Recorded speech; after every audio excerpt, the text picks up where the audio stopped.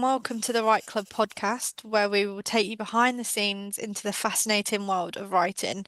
I'm Beth, and this is Mary, and we're part of the team at Writing Magazine and Writers Online. Hi, Mary, how are you? I'm really well, thank you. I'm very excited about our guest this week. Ian Ayris is author of 3 novels, 2 novellas, numerous magazine articles, and upwards of 40 short stories. He has worked as a Fellow of the Royal Literary Fund at the University of East London, working with students to improve the quality of their writing, and he is a regular columnist for Writing Magazine. Hi, Ian. How are you, and where are we speaking to you from today? Hi, Mary. Yeah, lovely to meet you. Well, my bedroom, basically, which is in Romford, East London. Lovely. Is that your writing space? I never thought I had one, but I suppose I have. Yeah, it's a desk in the bedroom, but it's normally so full of rubbish. I don't normally. I tend to write inside my head. This interview might get a bit weird as it goes on, but yeah, the desk is just full of rubbish, really, like piles of papers, piles of books. There's a custard cream for me breakfast. Yeah, but as far as the writing space goes, I write in the house mostly. My first book, I wrote snatches of it in the school playground, waiting to pick up my daughter, and then Wow. typed it up when I got home. So yeah, a writing space is an odd thing for me. It feels a bit of a luxury that I don't use. Where did your desire to write come from? I never really had one, to be honest. I Okay. loved reading. Like I was reading like Charles Dickens books when I was about 12. Absolutely loved reading. So I suppose if there was a desire to write, it was to do what they could do what he could do to make me feel. How he made me feel to make others feel. If like to make something feel real that's just inside your head, that sort of stuff. But it's never been conscious a desire to write at all. When did you start writing? I'd like to say seriously, but I've never written. I've never taken it seriously. I suppose when I was, how old was I? I was about, I think about 39. When I was walking back from Tesco's with me little in the pushchair, and I had this voice coming to my head, and it was horrible, and it was sweary and violent, and that. And I got home, and I just wrote it down, and the words that were coming out, and it turned into a short story. And I didn't know what to do with it because I hadn't written nothing since I was in the bottom class of English at school, which is what I spent all my school days in. Put it on the internet, and a publisher said, "Can I publish it?" I said, "Yeah, if you want." And then he said, "Have you got any more? Because it's brilliant." I said, "No, I'm not a writer. I just wrote the story." And so that's where it started, I suppose. And I just wrote some more. And Do you get different characters that pop into your head? Like, whose stories are they that you? yeah, I mean, they're all mine because that's why they're inside my head. So I've read all aspects of me in some way. I mean, I teach adults on an arts council course how to write stories and books, and I explain it to them that for me, I've got a queue of characters inside my head waiting to tell their story, and the one at the front is the one I'm writing next. And then it goes, so it's and I know it's all me. It is your voice, but there's various characters because you write quite dark things, don't you? It's quite Yeah, yeah. I mean, I'm a very positive, optimistic person, chaotic and forgetful and clumsy and all sorts of things. Um, but yeah, I think for me, I've realised now writing for me is me trying to make sense of myself. It's never about anything else at all. And sometimes it can be 10 years before I realise what that story was really about. okay. So it's an odd one to explain. Yeah, an odd one. But yeah, they're all me. And have you had any obstacles that you've had to overcome, and how did you find your way through them? Oh yeah, I mean, as I mentioned, I was in the bottom class of English at school all the way through. And I remember one day, I think I was about 15, having to explain to some boy at the front of the class, who I was sitting next to, that live and live are spelt the same, but they mean different things. Hmm. And that's where I was at school whilst reading Bleak House at home. So that dichotomy of like, this is where the world is telling me I should be, but I'm reading Charles Dickens and he's incredible, and I shouldn't. Should I be reading that or shouldn't? So it was and I'm an identical twin as well. Oh wow. Okay, So cool. that thing about identity is like unconsciously pretty huge. Um, so self-doubt, well, a lot of writers, self-doubt, the biggest obstacle has been for me. Hmm. Even just the way I talk, the no education I've had, all that sort of stuff. When that first story got published, that's when I realised that the whole world wants to get published, Hmm. and I was just lucky, and I didn't know how or why. So yeah, Yeah, I self-doubt, huge. guess it's quite inspiring actually, your story when you look at your background, and hopefully the listeners that we've got tuning into the podcast today, they'll be able to take a little bit of something from your story and realize that actually, you know what, you can do it. So I think, yeah, it's a really, really great story to tell. But do you think you have a strong connection, would you say, to where you live? Because East London seems to be a strong presence sort of within all of your writing. Yeah, I mean, I didn't think it was until I started writing. And then I realised that, I mean, I support Dagenham and Redbridge. I've done since I was like 7. Like the school I work at, all the kids say, but what's your proper team? Some kids said the other week, what's your real team? Was Yeah. it a real team? You know, so I was born in Dagenham, grew up in Watford. So the voices, you know, that are always around. And not so much the place, but it's the voices, because I think people make the place anyway, wherever you are. It's the people that create the environment. And when I first started reading Charles Dickens, it was around my nan and granddad's house, and they had like a complete set of Charles Dickens. I don't think they ever read a word of it. Oh, And I wow. think they just got it on a monthly sort of thing. Don't think they ever read it, but they were really sort of old-fashioned, if you like, and just the stories my granddad used to tell about the war, and just watching them live, if you like, that sort of old-fashioned way of living, where my nan was never without an apron. Whenever she opened the door, it was like, "What do you want to eat?" Like, it was just, and just the way they spoke, you know, and just being on the bus, you know, going on the 174 from Dagenham to Howard Hill, like where we're living now, just listening to people, you know, listening to stories all the time. So yeah, You can really tell that you're just so interested in people and observing the world. And well, probably I would say the first proper thing that I did, but I qualified as a counsellor when I was about in my Okay. early 30s. So I think a lot of that informs what I write. But I live in East London, but I work in North London, in Muswell Hill, which is a really, really affluent area. And I found that really difficult, just that move from like less affluent to affluent. A lot of the kids to start with didn't understand what I was saying in terms of my accent, and a lot of them didn't know it was like, what's East London like? You know, so it's a real, each part of London's got a real identity, you know, which is so, and East London definitely has for me. Yeah. a bit of all of the world, isn't there, in London? I think that's the thing. It's That's why it's amazing. I think, I mean, I think I've been to South London. I mean, what am I now? 55, and I think I've been to South London twice in my life. oh, wow. So yeah, and that's how huge London is. I think you can spend your whole life and not see parts of it. Yeah. Mind one of them was to see a Bruce Springsteen concert, so that was great. So I never really even saw South London then. It was straight to a concert and a Yeah, pub. and then straight back. Yeah. Yeah, so it's yeah, it's an amazing place. So, what was your route to publication? Yeah, I sort of said earlier about the stories, like the short story. After that, like the publisher said, "You've got any more?" And the same thing happened. I was coming back from Tesco's with my little one because I didn't know how to write. If you like, it was just all what it was in my head. I was writing down, so it wasn't like right now I'm going to write something. It was just, well, I'll just see what happens. And like 4 or 5 more stories come out, and he published all them. So that's when I realised the first, I think, 6 stories I ever wrote all got published. Oh, Wow. wow. But publication of the books was slightly different. Because my mate said to me, like, "You've written these stories, write a book. It's got to be easy." So I thought, oh yeah, it'd be easy. But then I sort of second guessed myself, and I thought, right, so if I'm writing a book, it's got to be clever. There's got to be long words in it. It's got to be this, got to be that.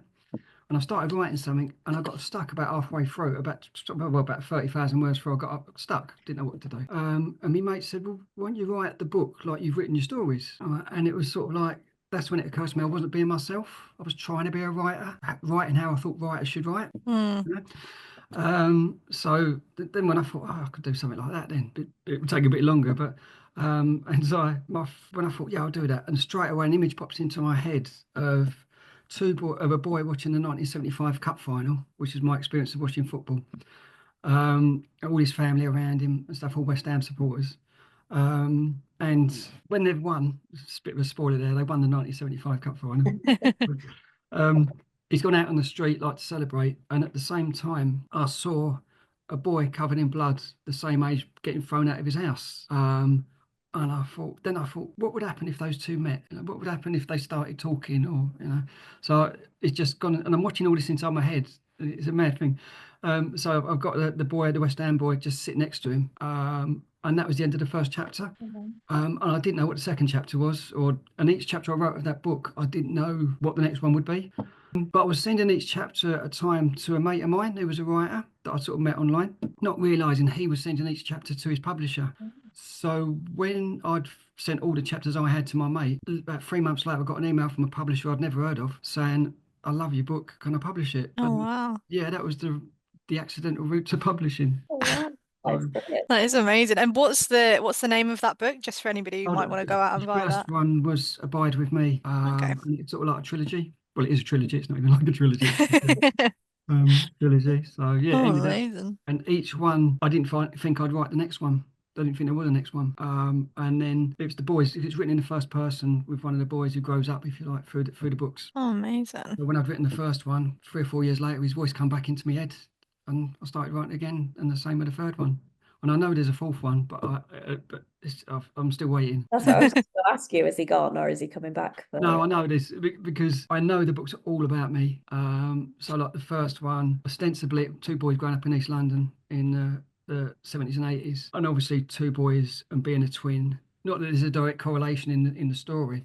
It was. I know the whole book in the end was about me getting over the loss of my nan and granddad. Okay. It wasn't that story at all. So the whole book is riven with loss, but no one would ever know the what lies behind it, if you Yeah. like. Because I know when I've done book readings and stuff, there's some parts of it I still can't read out because I get all choked up. Oh, oh, bless you. Yes, so it's all quite close. Yeah. Oh, wow. I wanted to ask you about some of the creative writing workshops that you've done in junior schools in particular. How Oh do you yeah, yeah. find that the children respond, and what kind of exercises are you doing with them? Yeah, well, that was funny and all because, like, again, completely accidental. I got a job with a Royal Literary Fund, and one of the students that came in was like a mature student that ended up being, well, she was the CEO of an academy of junior schools, and she said, "Do you do workshops with children? Because I really love the way you're working with me." I said, "No, I only do adults." She said, "Do you think you could do children?" And I said, "Yeah, I'll give it a go." So I knocked up some workshops, showed them to her, and yeah, I spent I think 3 or 4 years doing that. Wow. The kids were brilliant because I'm not a teacher. I've got no training at all in. I've got kids, but none of them listen to me when they were. And they always used to their spelling tests. I got called in once because their spelling tests. I was used to do the spelling with them, and of course the way I talk, any word with a th in it, I would say as an F, and they would write it in their spelling test. So my experience of kids is just my own. But what I realised with the education system that they was experiencing was how difficult it was them to step outside of the boundaries of what they should be doing and what they must do and what's correct. So my whole approach was like, just write what you want, write what you want, then we'll look at it. But unless you've got something, what we're going to look at. So it's all about freeing them up really and realising there are no rules to it. There's just like, just write. I love that. I've got two boys at secondary school, and it's so narrow. And I Yeah. would absolutely love for them to be taken away to do a creative writing course. There's just no creativity, very little No. anyway. And It's a some of very them, regimented thing, isn't it? And it's mm, like learn this curriculum, pass your yeah, exams, and you yeah. have to do it this way. So it's really great to be able to, like you say, allow them to explore their imagination a little bit more and really open it up a little bit. I mean, some of them were literally scared to Oh, actually wow. write what they wanted to write. And nothing against the schools, because the schools have got to follow the curriculum, Hmm. because they was amazing schools. But yeah, it was an amazing experience, but sort of quite sad at the same time to see. I was in the bottom class at school, and because I was almost like left to my own devices, that ended up becoming quite a good thing Mm. rather than being told I've got to do this or I've got to do that. Yeah.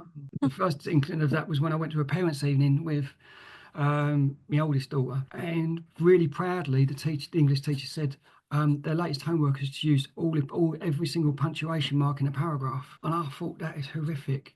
That's not writing. I think I said it to her. I said, "Look, that is that writing because it's just tick Yeah. boxes." So Yeah. yeah, Mm. working with the kids, it was a lot of undoing, Yeah. really. Yeah. And half the time I said, "Don't tell your teachers I said that," and things like that. I said like semicolons, scrap need semicolons and adverbs, you don't really need them. And like I said, "Don't tell your teacher." But, And they love. did you do them as like one-off workshops, or did you go back No, and visit those kids to kind of yeah, see their progress? it was the same ones. I knocked up 3 sets of workshops. There was like planning, writing, and editing. So Okay. I do sort of like a chunk with the same kids over a couple of years. So Oh. and yeah, a lot of the feedback from the teachers was how sort of much they progressed. Mostly in their attitude. They began to enjoy English Mm. and just see it as like another set of rules they've got to follow. or really another set of rules that they can't live up to. Yeah. So it was, Oh, it's great that you got to see their progress and kind oh, of it see was, them do that yeah, over the couple of years. yeah, it was amazing. It was great. What does a typical working day look like for you? At the moment, because I work in this, say, like this secondary school in North London, I get up at 5. Oh, Yeah.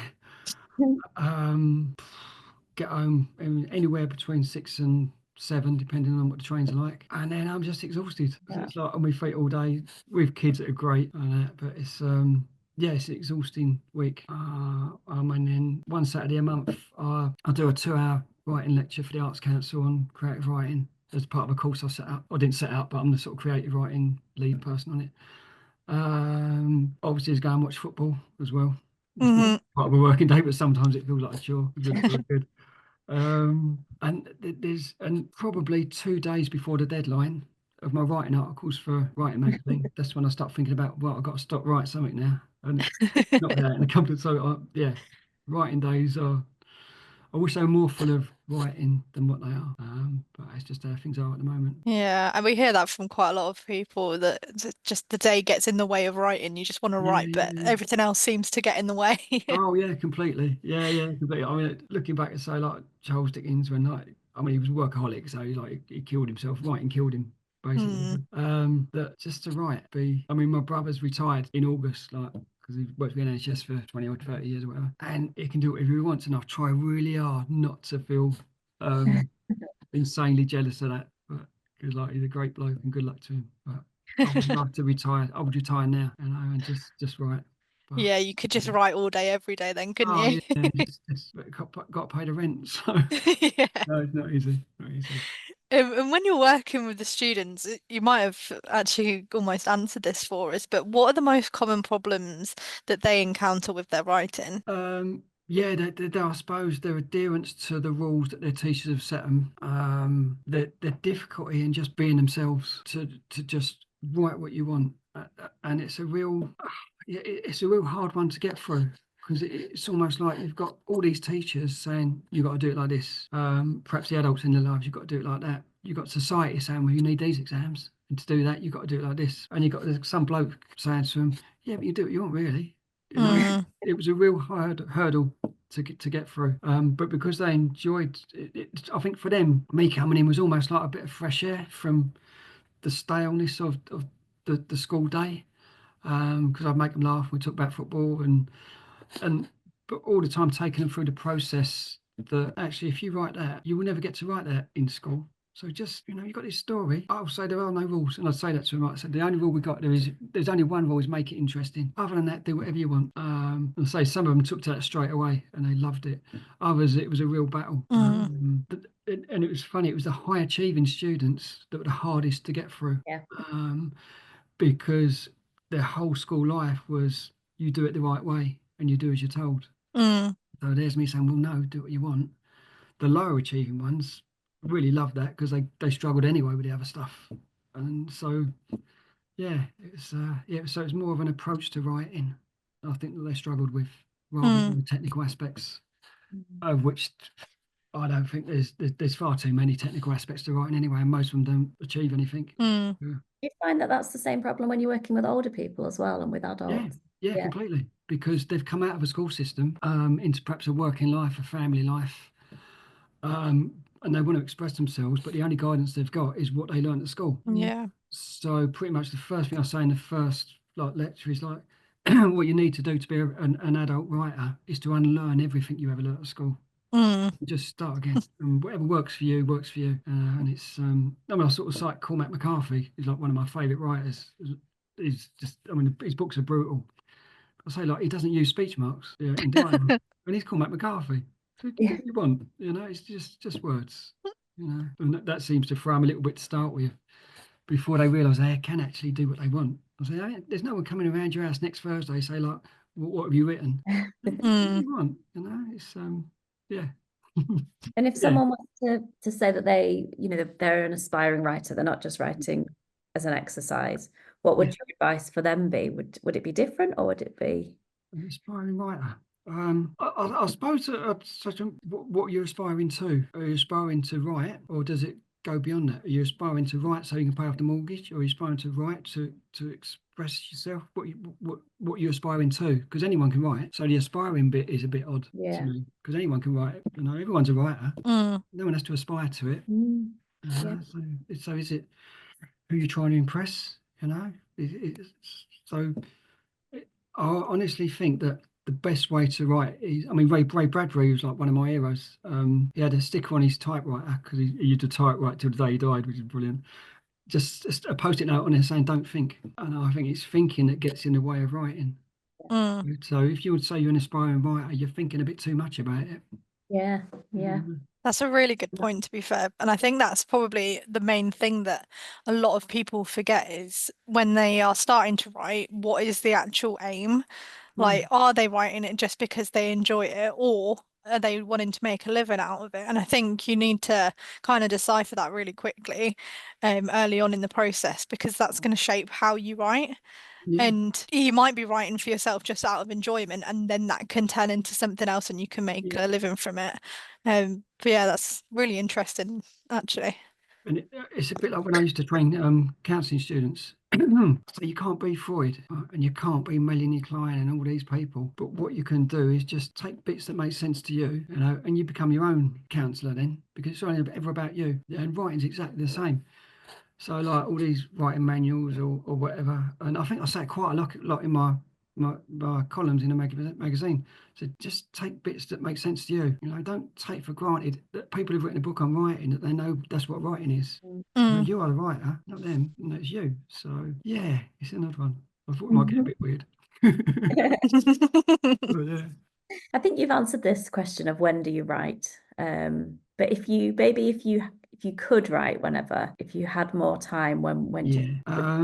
morning person or It's funny. I've never had a routine as such, but I do tend to write it in my head and then come back, and that's from the very first that story I wrote all them years ago. So take the dog for a walk on the bus. It's like that's the writing part, if you like. The writing, putting it down into the words, is almost a mechanical part, if you like. And obviously that's first draft. When it gets to editing, then it's different. It's a lot more. I mean, I've always seen editing as the creative part anyway. You know? Yeah.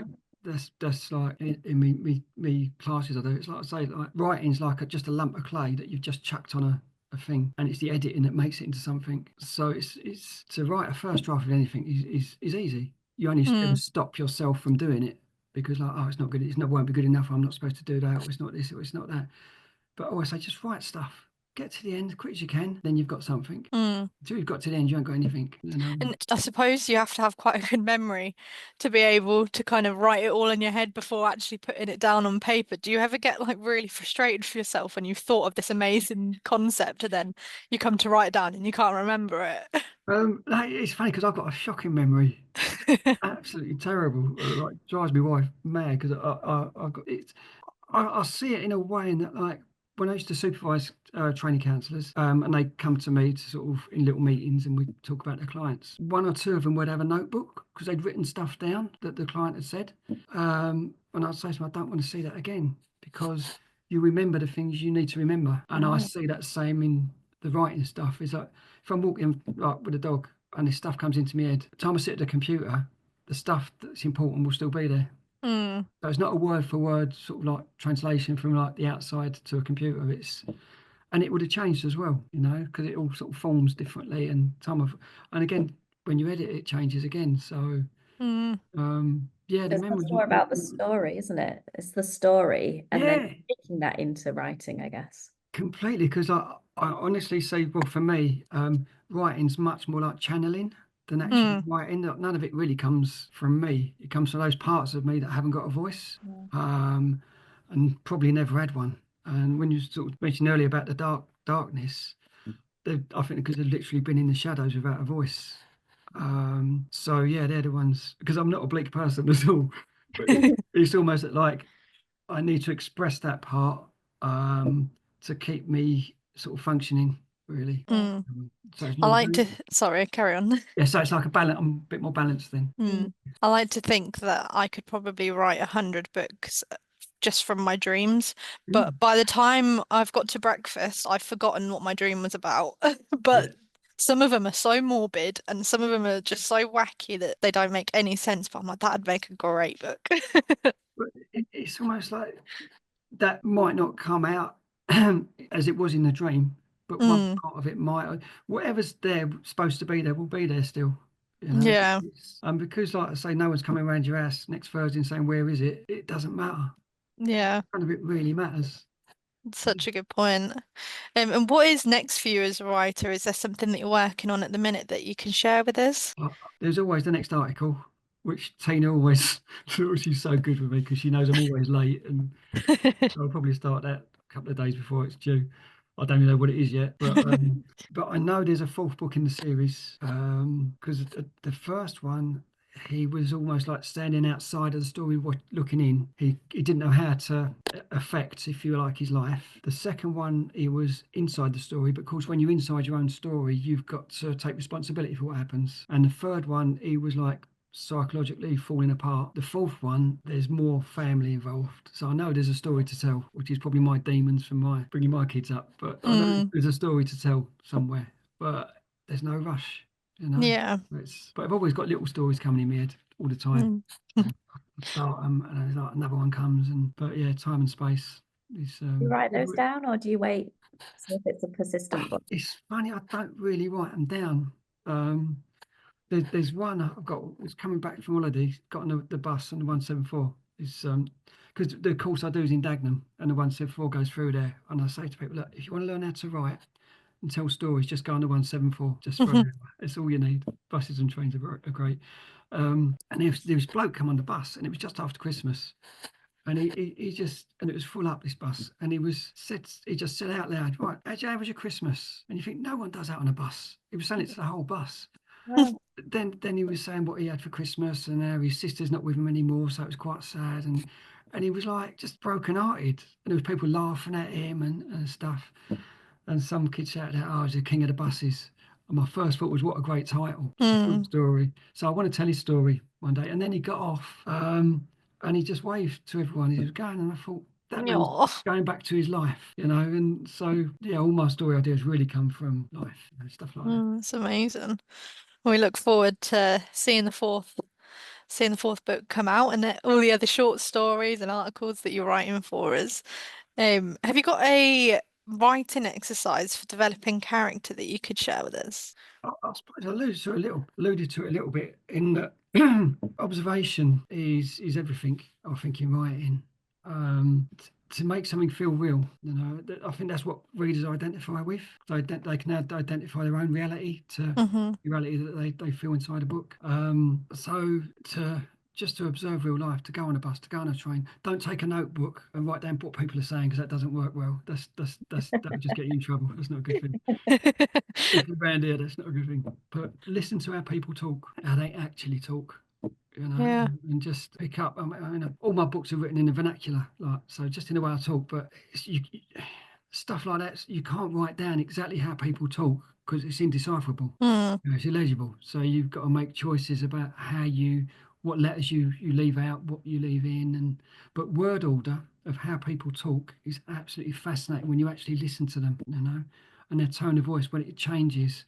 Just when something is said to them, suddenly their tone of voice changes, and I think, well, how would you write that? How would you convey that in writing? You know, so real life is the best teaching. It's the best class, I would say. Perfect. Looking for a book recommendation. What do you have for Yeah, us? I suppose for me, Grapes of Wrath by John Steinbeck has got everything you would ever need to know about how to write in terms of the plot, the story, characters, description, dialogue, absolutely everything. But there is another book that might not be as well known, called, what's it called? Richard Bach, like Bach. I think it's called Into the Air. He wrote Jonathan Livingston's Seagull, which I think is a bit more famous. Yeah. But Into the Air is about this man who's got an aeroplane, and he gets a problem with a little problem on the just outside the cockpit, and doesn't know how to fix it.